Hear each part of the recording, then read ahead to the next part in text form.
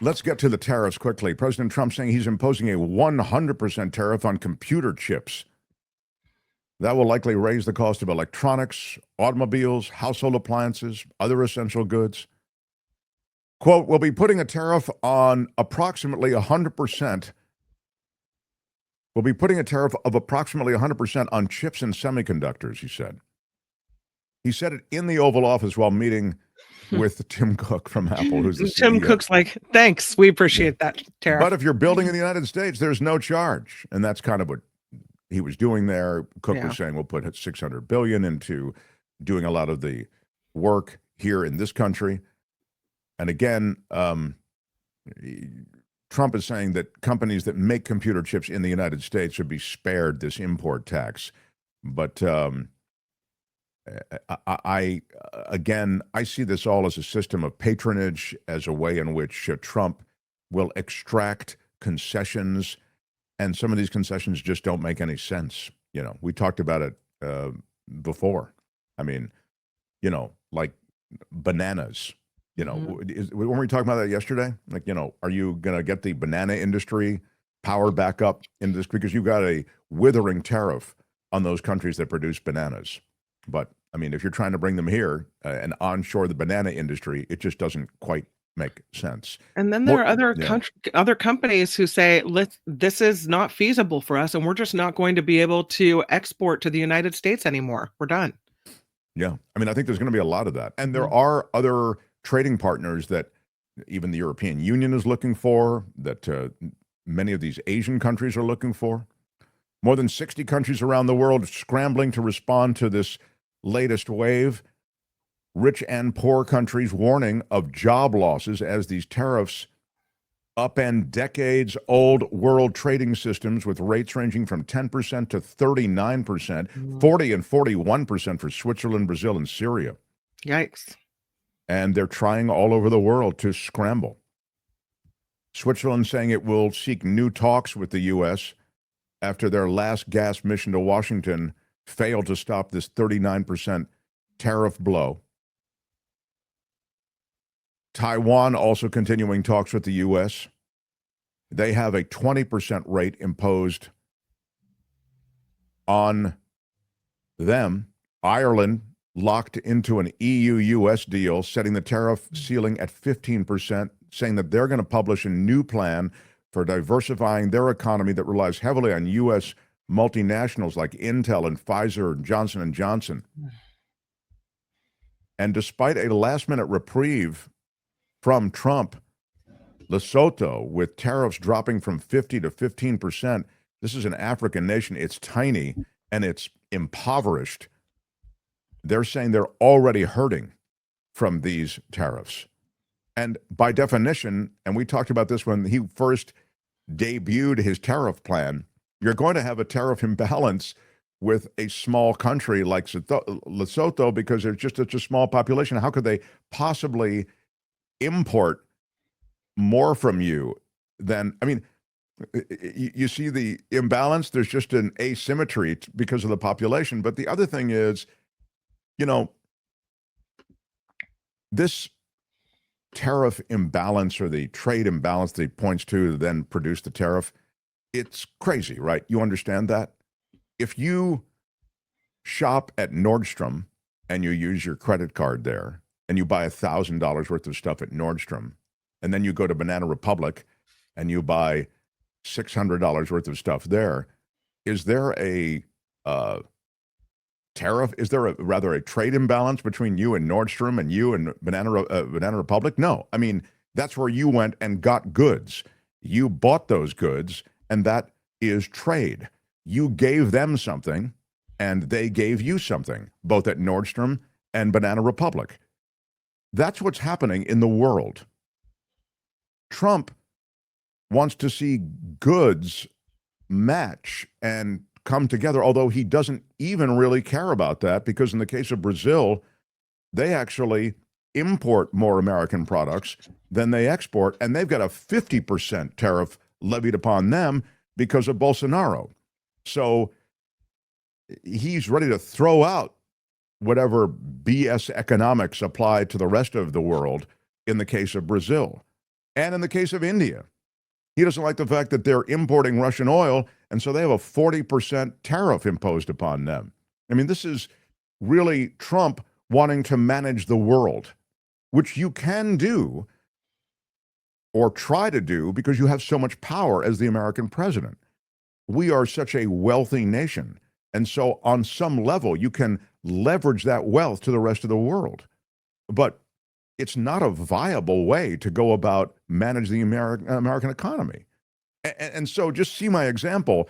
It's lunacy. He's not seeing the legitimacy of existing trade. He's only seeing balance of goods, or what he calls balance of goods. So in my Nordstrom example, I mean, you tax Nordstrom because they're not offering you as much as you're offering them, or would you tax? I mean, where's the imbalance? I don't get it. I don't get it. It's a shame we can't hit Trump with $1,000 stupidity tariff, says Luis. Tariffs by themselves are not a policy. They're a tool to be used within a policy. Yeah, targeted, generally much smaller. That's where tariffs really begin to have some use. Paul Ryan is saying that the Supreme Court may undo these tariffs. This tariff business all comes from a declaration of emergency. We've talked about it here on the show many times. And former House Speaker Paul Ryan is predicting there'll be disruptions because of President Trump's wide-ranging tariff regime, with consequences for financial markets. And these disruptions, he thinks, will be because the legal basis for Trump's country-specific, what he's calling reciprocal tariffs, that's what Trump's calling them, they are likely to be striking down that emergency declaration at the Supreme Court level. An appeals court is reviewing that authority, which Trump invoked through the 1977 International Emergency Economic Powers Act, the first president in history to use that law for tariffs. Ryan is saying, quote, it's more than likely that the Supreme Court knocks out that law that's being used for these tariffs, which doesn't have the word tariff in it. Then the president is going to have to go to other laws to justify those tariffs. There are a bunch of laws, and those are harder laws to operate within. So he's thinking that when that happens, the financial markets will again be thrown into a tailspin. He's still thinking that everything's normal and that the judiciary isn't in Trump's pocket. Yeah, I agree with you. I mean, it seems as though everybody in Washington associated with this administration, and I include the Supreme Court as an extension of this administration, is saluting and doing what he wants. Treasury Secretary Scott Bessent, just today, reinforcing his call to overhaul the Bureau of Labor Statistics. That was the bureau that gave Trump the revised numbers on employment that he's not happy with. Bessent is saying that the U.S.